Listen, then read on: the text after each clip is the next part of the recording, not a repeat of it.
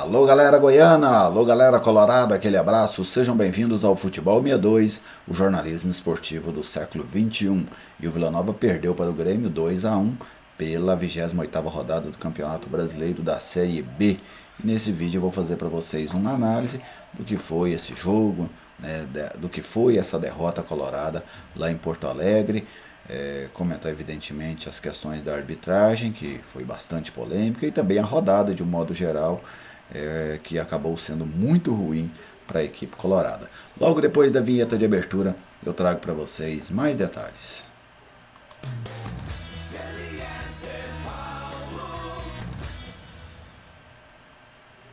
Eu estou aqui no Futebol 62 e com muita alegria recebo a sua visita. Seja bem-vindo ao canal. É uma satisfação contar com a sua audiência. Já deixei aquele like da confiança. Se você ainda não é inscrito no canal, te convido a se inscrever. Venha fazer parte da nossa comunidade, venha fazer parte deste projeto que é totalmente dedicado ao futebol goiano, tá bem? Então um grande abraço para você que já é nosso seguidor, para você que já acompanha frequentemente também aqui o conteúdo do canal. Bom, quem está conosco nesta missão dos nossos grandes parceiros aqui no Futebol 62 é a Viegas Printer Locação de Impressoras. Se você precisa de uma impressora para o seu negócio, para a sua residência, fale com a Viegas Printer que ela tem o equipamento ideal para a sua necessidade. Impressoras jato de tinta, a laser, pequena, média, grande, o que você precisar você encontra na Viegas Printer, atendimento em todo o estado de Goiás, e você pode falar com um dos consultores da Viegas Printer pelo 99143-7700. Viegas Printer, parceira do Futebol 62. Bom, vamos falar aqui do jogo, né? Vou trazer até para vocês, para a gente começar, as escalações, né? Como é que os times começaram esse jogo lá na Arena do Grêmio, começando pelos donos da casa. O Grêmio iniciou a partida com Breno, Edilson, Jeromel, Bruno Alves e Diogo Barbosa, o Vila Sante e o Bitelo, o Gabriel Teixeira, o Campaz e o Guilherme, lá na frente o Diego Souza, a equipe num 4-2-3-1. E o Vila? O Vila foi a campo com Tony, Alex Silva, Donato, Cassiano e Formiga, Jean Martins, Souza, Arthur Rezende, Dentinho, Daniel Amorim e Caio Nunes. O Vila também um 4-2-3-1. Conferir agora para a gente aqui os números da partida, né? Os principais números desta partida. Posse de bola 40% para o Grêmio, 60% para o Vila.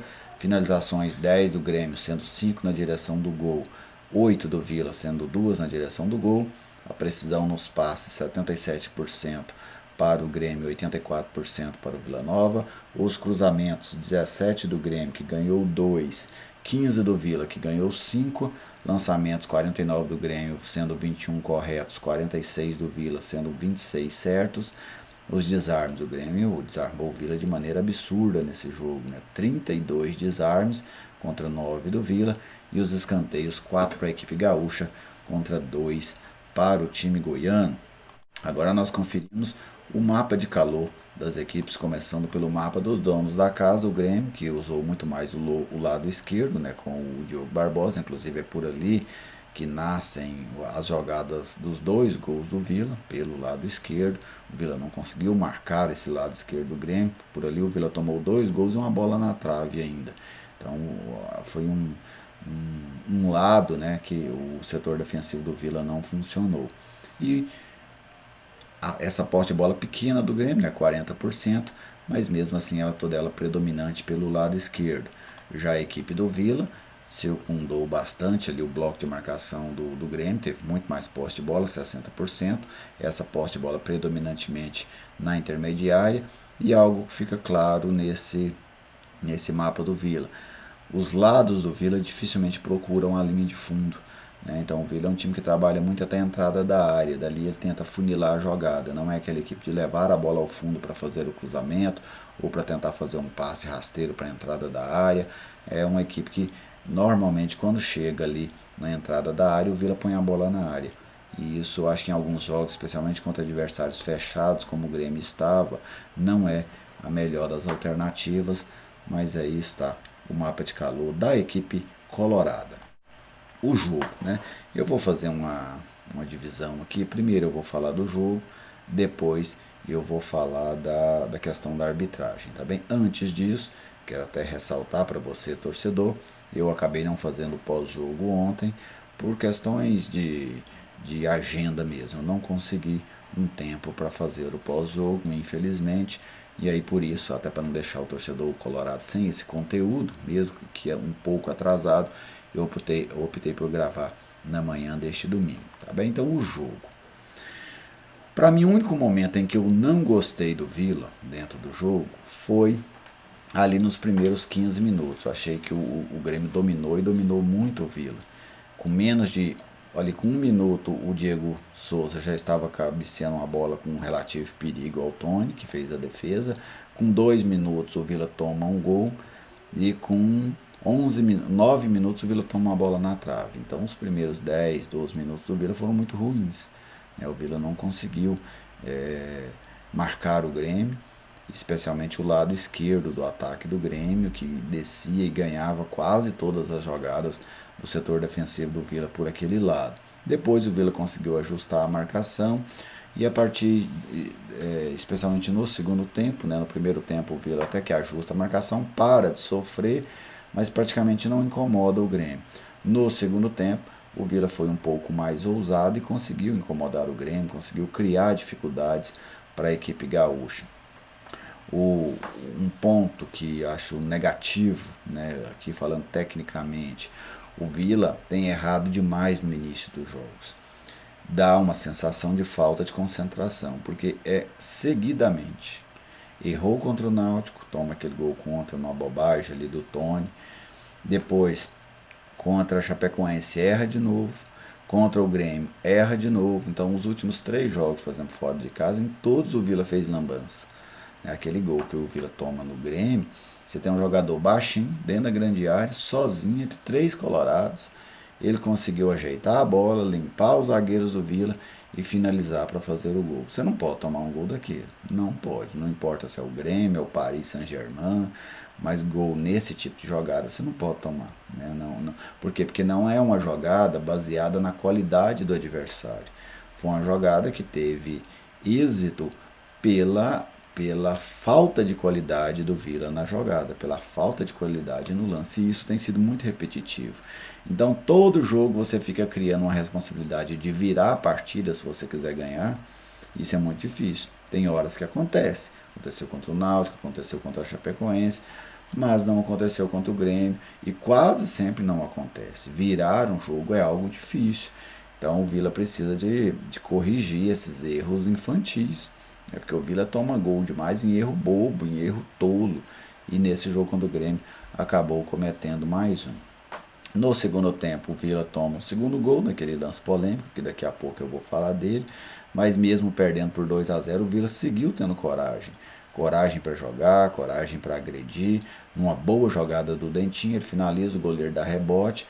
O Daniel Amorim foi inteligente na jogada, ao fazer o recuo para o Mateuzinho, que bateu e fez o gol. O Mateuzinho que tirou um jejum enorme, O Mateuzinho não fazia um gol há 27 jogos.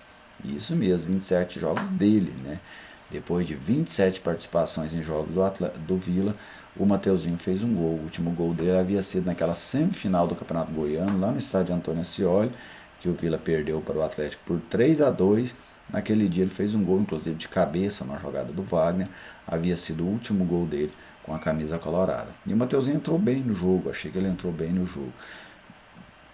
Perdendo por 2-1, o Vila seguiu pressionando o Grêmio, pressionou o Grêmio até os últimos minutos e teve nos pés do Donato a grande oportunidade de empatar o jogo, mas ele acabou finalizando para fora, uma chance clara ali na entrada da pequena área após um bate-rebate, mas ele não foi feliz na finalização e jogou fora a chance do Vila empatar o jogo. Daqui a pouco eu vou falar da arbitragem. Calma, torcedor. No jogo, porque assim, às vezes a gente destaca muito, o time faltou criatividade, por exemplo, o Vila finalizou 8 vezes no jogo apenas, 2 na direção do gol. A questão é que o Vila está jogando contra uma defesa que até a bola rolar, ela era a segunda melhor da Série B, só perde para o Cruzeiro. Então, o adversário, a folha de pagamento mais cara da Série B é a do Grêmio. Então, você está jogando contra o time que tem mais dinheiro na competição, que tem a segunda melhor defesa, que fica dentro do G4 praticamente todo o tempo, é natural que esse time, fora de casa ainda, né? É natural que esse time te imponha muitas dificuldades. Então essas dificuldades de criar, essas dificuldades de ter chances claras, eu trato elas com absoluta naturalidade. O que fugiu do padrão para o Vila foi a questão de entregar um gol para o Grêmio. Porque aí o Vila não usufruiu, hora alguma, do nervosismo do Grêmio. O Grêmio foi para o jogo muito cobrado. Tanto é que seu treinador tinha acabado de ser demitido na véspera do jogo. Por quê? Porque não vinha agradando, os resultados não estavam agradando, perdeu o último jogo dentro de casa para o Ituano. Tudo isso criou uma pressão muito grande em cima do Grêmio. Só que o Vila não usufruiu dessa pressão, porque tomou um gol com 2 minutos. Então o jogo praticamente já começou 1-0 para o Grêmio. E aí o Vila teve que remar contra um adversário que tinha o resultado a seu favor, sem poder, por exemplo, jogar no desespero desse adversário. E o Grêmio não teve vergonha nenhuma de se recuar lá atrás, mesmo dentro de casa, e defender o resultado, defender a vitória parcial que tinha sobre a equipe colorada. Então, isso pesou contra o Vila. Mas em termos de atuação, eu gostei da atuação do Vila. Gostei da atuação do Vila. O Vila jogou fora de casa, como eu disse, contra a equipe de mais orçamento, a segunda melhor defesa do campeonato, e conseguiu, com exceção ali daqueles 15 primeiros minutos, que o Grêmio foi melhor do que o Vila, e bem melhor, no restante do jogo, o Vila ou fez um jogo equilibrado ou um jogo superior ao Grêmio. Então isso é um feito. A questão é que o Vila carrega um passivo grande dentro da competição, né? Um passivo de muitos empates, de estar sempre dentro da zona do rebaixamento ao longo dessas últimas rodadas. Então isso gera uma pressão pesada sobre o time, sobre quem está em campo.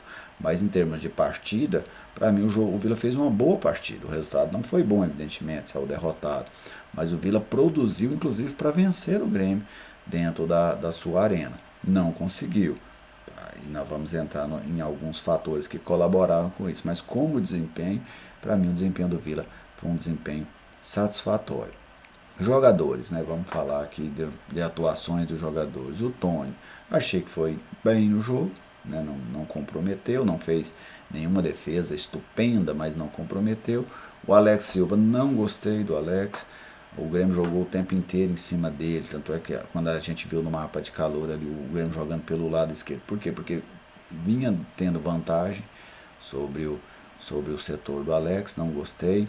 O Donato, achei que falhou no gol do Grêmio, no primeiro gol do Grêmio, para mim falhou. Depois uma outra bola cruzada no meio dos dois zagueiros do Vila, também outro gol de cabeça. Então não gostei da atuação dos dois zagueiros do Vila, falharam em dois momentos específicos do jogo. Formiga, razoável, né? Apenas razoável. Não comprometeu defensivamente, mas não ajudou ofensivamente. O Jean Martin, achei que fez uma partida de regular para boa. O Souza foi o que eu mais gostei do meu campo do Vila. Gostei do Souza. O Arthur Rezende ficou devendo outra vez. O Arthur precisa da intensidade nesse jogo dele. Está muito moroso. O jogo dele não vem acontecendo. O Dentinho fez um primeiro tempo bem discreto. No segundo tempo teve uma participação um pouco melhor, inclusive no gol do Vila. O Daniel Amorim, a participação positiva dele se resume àquela assistência para o Mateuzinho fazer o gol.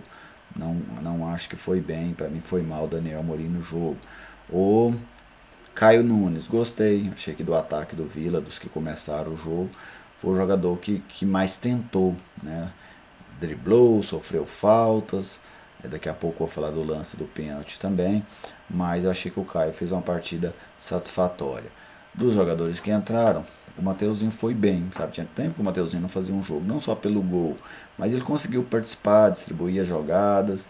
Achei o Mateuzinho um pouco mais leve nesse jogo e tomara que ele cresça nessa reta final, porque é um jogador que tem muito potencial, muita qualidade para ajudar o Vila. Talvez depois desse longo jejum fez um gol, entrou bem no jogo, talvez isso dê a ele uma confiança para jogar bem nessa reta decisiva da Série B. O trabalho do técnico Alan Al. Achei que o Alan foi bem na substituição do Mateuzinho, ele tira um volante, o Jean põe o Mateuzinho recua o Arthur. Até acho que ele poderia ter mexido no Arthur também se ele quisesse, mas o time dele passou a funcionar melhor, o time dele passou a incomodar mais o Grêmio, deixou de ter só a posse de bola para incomodar a equipe gaúcha. O que eu não gostei foi que assim que o Vila fez o gol, ele fez 4 modificações de uma vez, no momento que o Vila estava bem no jogo.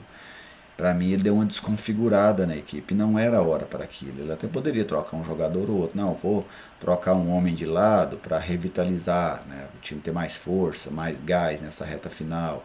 Vou trocar ali o Highland pelo Alex, por exemplo, que não fazia um bom jogo, mas não. Aí ele tirou o lateral esquerdo, passou o lateral direito para a esquerda, pôs no lateral direito, mexeu no volante, mexeu no ponta, mexeu no centroavante. Achei que ele mexeu demais.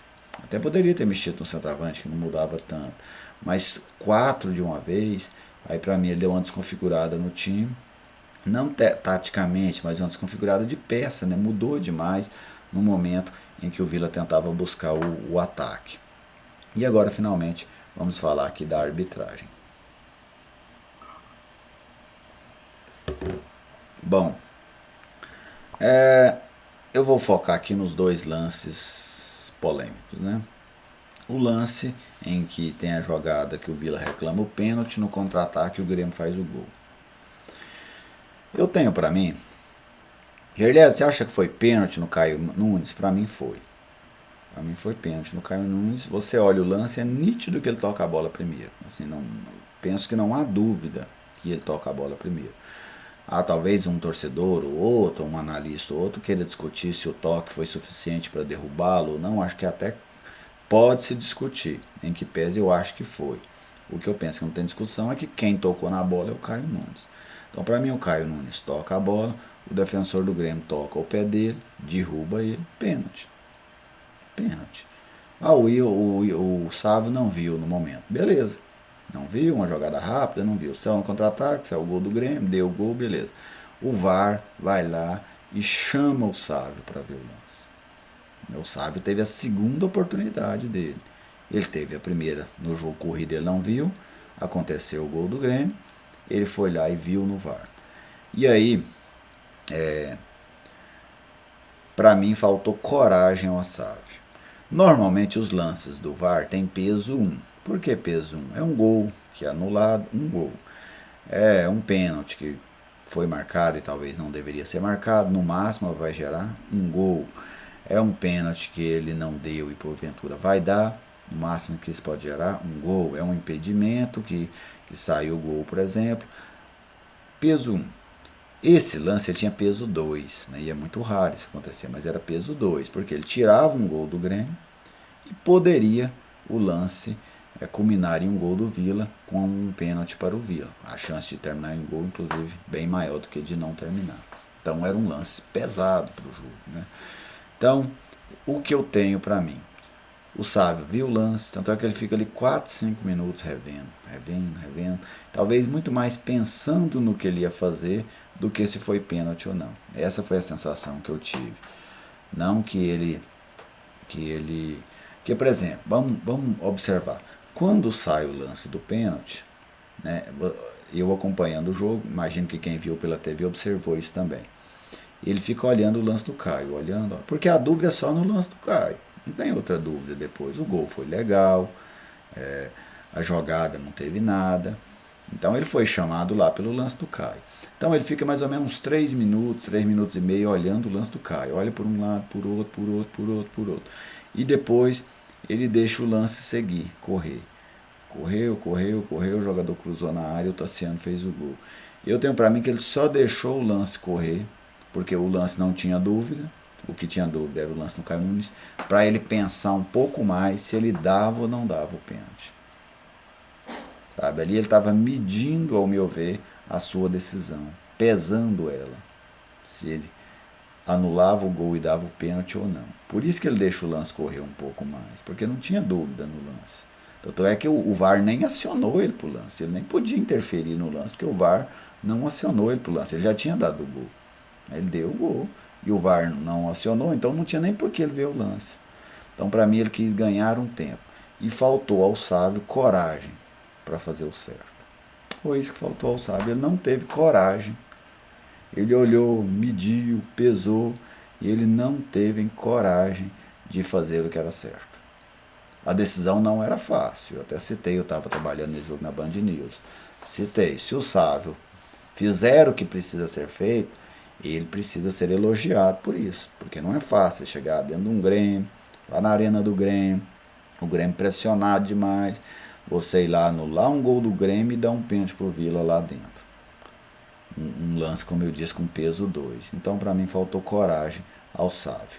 O outro lance, né, que os dois zagueiros, o Thiago e os dois defensores do Grêmio, o Thiago e o Jeromel sobem na bola e a bola desce no braço deles. Para mim, pênalti também. Ah, talvez o cara ache, Juliette, você está sendo bairrista, você está puxando pro nosso. Porque a bola fica no braço do jogador. Não é bater, não é dizer que ela bateu, ela tocou no braço. Não, ela desce no braço. Os jogadores descem do cabeceio com a bola no braço aqui. Ó. Não tem questionamento, ao meu ver, num lance daquele. Mas esse eu vi que é um lance mais polêmico. Eu vi gente dizendo que achava que era, gente que achava que não era. Para mim foi. Para mim foi. Pelo jeito que a bola faz, porque ela pousa no braço do jogador. Ela não bateu, ela pousou e desceu no braço do jogador. Então, para mim, o Sávio teve uma atuação muito ruim, mas muito ruim mesmo, em que o Vila foi bastante prejudicado e, sem dúvida, isso poderia ter mudado a história do jogo. O Vila poderia ter batido o pênalti, errado, tomado o segundo gol de outra maneira? Poderia. Mas o mais provável é que o placar, primeiro o Grêmio não teria chegado ao segundo gol e o Vila pudesse ter empatado o jogo. Era o mais, vamos dizer, era a tendência maior a acontecer. E depois o outro lance que para mim também ele errou a não dar o pênalti no toque de mão do Jeromel e do Pedro, que pegou na mão dos dois naquele lance. Então para mim o Sávio fez um jogo muito ruim na arena. E aliás o Sávio vive uma temporada terrível. Ele também num jogo lá Internacional e Botafogo, chegou a ser suspenso por 10 partidas, justamente por uma arbitragem também muito ruim. Então o Sávio está brigando com a imagem. E isso não vale a pena. Se é para árbitro nenhum, não vale a pena você brigar com a imagem. Você ficar medindo decisão. Árbitro tem que ir lá no VAR, foi. Não foi, não foi. Acho que foi, dou. Acho que não foi, não dou. É assim. Quando o árbitro começa a medir, não o lance, não se foi ou não foi, mas o que a minha decisão vai impactar, aí ele começa a fazer política ao invés de fazer justiça. Tá bem, gente? Foi isso que eu observei nesse jogo, nessa derrota do Vila para o Grêmio por 2-1. E para concluir a tabela, o jogo foi muito ruim para o Vila, né? A rodada foi muito ruim para o Vila, porque o CSA não perdeu, o Brusque ganhou, o Guarani ganhou, a Chapecoense ganhou. Né? Então, assim, tudo de ruim praticamente poderia acontecer na rodada para o Vila, aconteceu. O Operário ganhou do Londrina. Então, assim, uma rodada terrível em termos de resultados para o Vila. Ela foi o pior possível. Para ser pior, só se o CSA tivesse ganhado o Novo Horizontino lá em São Paulo, para ter ideia do quão ruim foi essa rodada para a equipe colorada. Agora é entrar para essa reta final de 10 jogos com a missão de quebrar, né, essa escrita de estar sempre dentro da zona de rebaixamento. O Vila vai ter que remar e remar forte para não ser rebaixado para a Série C do Campeonato Brasileiro. Fique à vontade para fazer o seu comentário, se inscreva no canal se você ainda não é inscrito, já deixei aquele like para a gente. Muito obrigado para quem viu o vídeo até o fim. Um grande abraço e até a próxima.